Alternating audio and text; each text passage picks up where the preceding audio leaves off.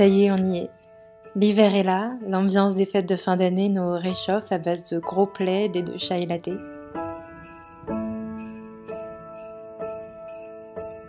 Mais arrive aussi le casse-tête du menu de fête de fin d'année.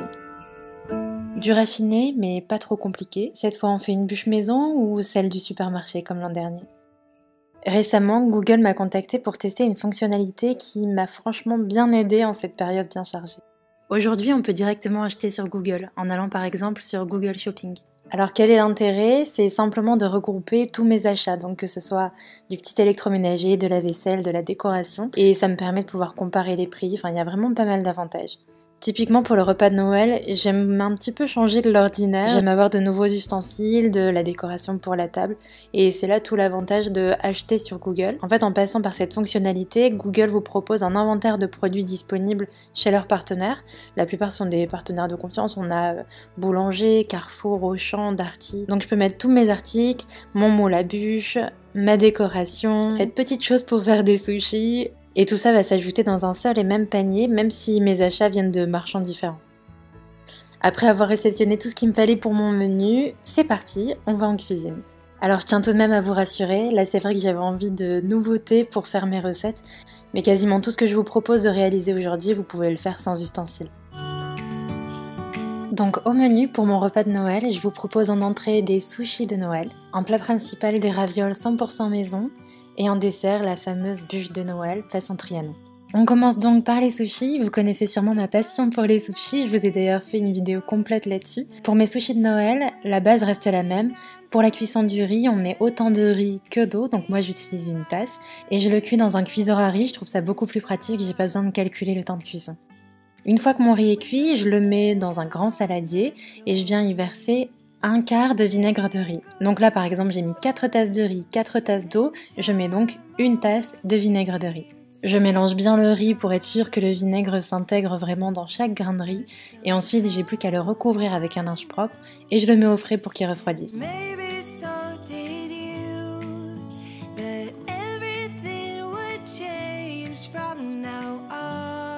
Une fois le riz refroidi, on peut maintenant faire nos sushis. Donc je vous ai déjà montré la méthode traditionnelle.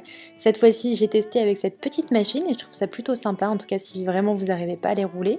Donc c'est tout simple, vous mettez du riz des deux côtés, vous utilisez cette petite chose là pour creuser un trou, mais personnellement je l'ai refait en creusant davantage, sinon je trouvais qu'il y avait trop de riz. Et mes sushis de Noël, je les ai donc fait avec de la confiture d'oignon et du foie gras, mais aussi avec du fromage Philadelphia à la truffe et des noix.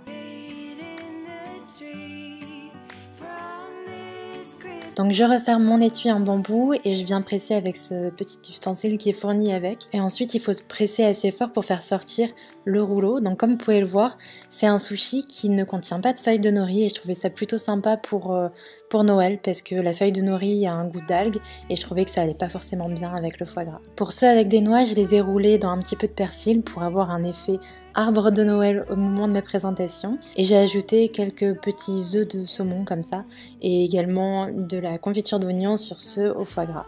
Et voilà pour ma version des sushis de Noël.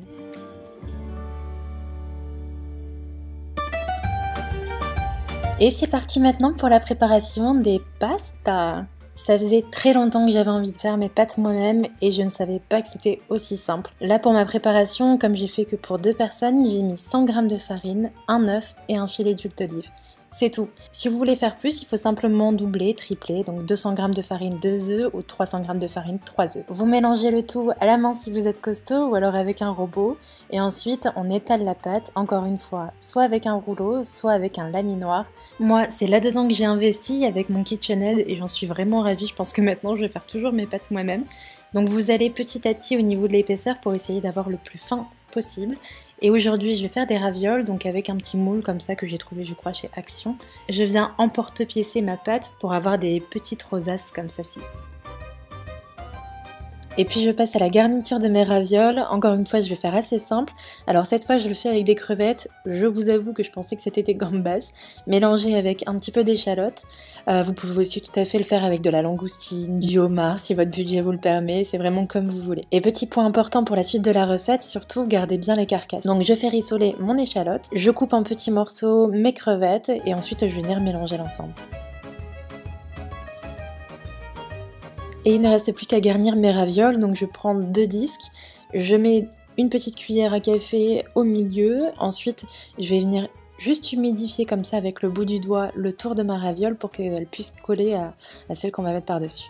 Je presse bien les bords pour être sûre que la raviole ne s'ouvre pas au moment de la cuisson, et voilà. Je récupère la casserole dans laquelle tout à l'heure j'avais fait rissoler mon échalote, je remets un petit filet d'huile d'olive et j'ajoute toutes mes carcasses de crevettes. Ça peut paraître un peu bizarre comme ça, mais c'est vraiment là-dedans qu'on a vraiment toute l'arôme. J'ajoute un bon filet de vin blanc et une petite brique de crème fraîche liquide. Je laisse infuser ça quelques minutes pour qu'on ait vraiment toute l'arôme de la crevette dans la sauce. Après ça, je passe le tout dans une passoire vraiment très fine pour ne garder vraiment que la sauce et cette fois on peut jeter toutes les carcasses. Et c'est là qu'entre en scène mon tout nouveau mixeur plongeur. Ça c'est vraiment le truc indispensable je trouve. J'en avais un que j'utilisais vraiment très souvent mais il commençait vraiment à se faire vieux. Donc là j'ai pris celui de la marque KitchenAid et il y en a un qui est vraiment conçu spécialement pour faire de la mousse. Donc c'est ce que je vais faire aujourd'hui. Là pour le coup ça n'a pas vraiment d'intérêt gustatif mais je trouvais que pour la présentation c'était plutôt sympa d'avoir quelque chose d'assez aérien et qui rappelle un petit peu l'écume de la mer.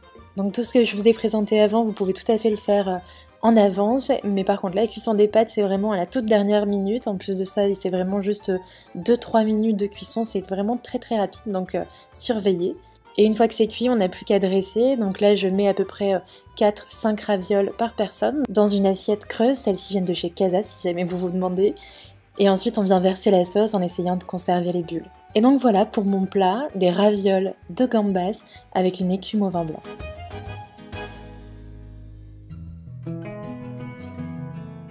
La bûche de Noël maintenant. J'ai décidé de faire une bûche façon Trianon, le Trianon de chez Carrefour.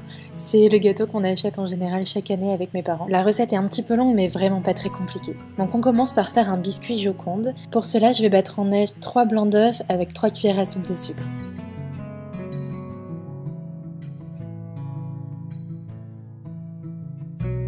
Dans un bol à part, je vais venir mélanger 3 cuillères à soupe de sucre, 7 cuillères à soupe de poudre d'amande et 1 cuillère à soupe de farine.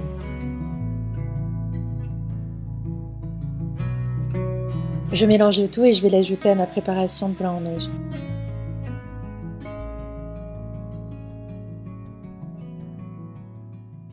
Sur une plaque de papier sulfurisé, je viens étaler ma préparation en un rectangle comme ça d'à peu près un demi-centimètre d'épaisseur.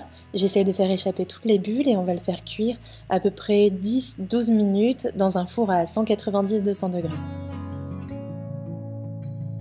On s'attaque maintenant au plus gourmand, à la petite couche croustillante. Donc il me faut du praliné. Là j'ai mis 16 carrés, mais honnêtement, la prochaine fois je ferai avec un peu plus de praliné. En plus de ça, ici je l'avais mélangé avec du chocolat noir et la prochaine fois je le ferai pas, je mettrai vraiment que du praliné. Avec des crêpes dentelles.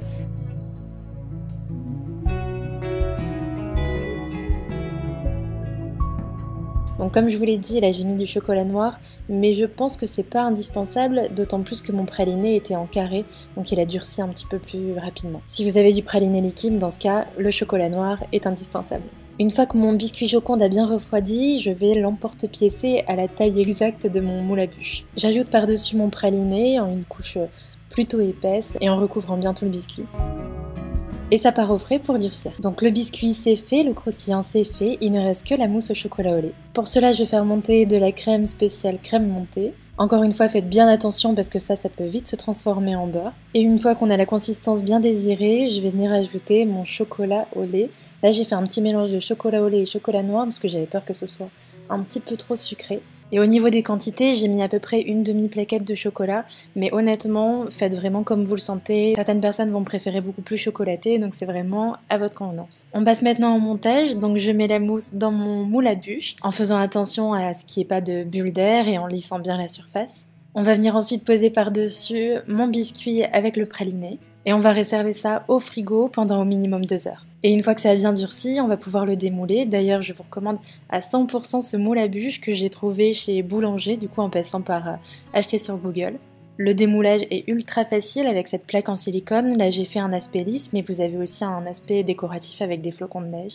Donc je démoule délicatement et ensuite je passe à la décoration. Donc là j'ai décidé de faire assez simple avec uniquement du saupoudrage de poudre de cacao et de la brisure de biscuit. Et pour la décoration j'ai opté pour cette petite chose en bois Joyeux Noël que j'ai trouvé également sur Google Shopping.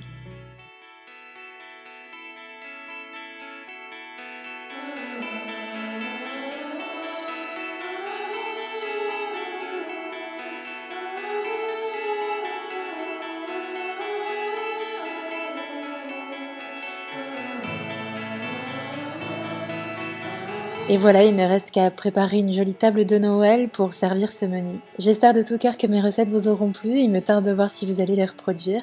Et merci encore à Google d'avoir sponsorisé cette vidéo. D'ailleurs, n'oubliez pas la fonctionnalité acheter sur Google si vous êtes en retard sur vos achats ou pour une autre occasion. Je vous souhaite à tous de très belles fêtes de fin d'année, je vous fais d'énormes bisous et je vous dis à très bientôt pour de prochaines vidéos. Ciao!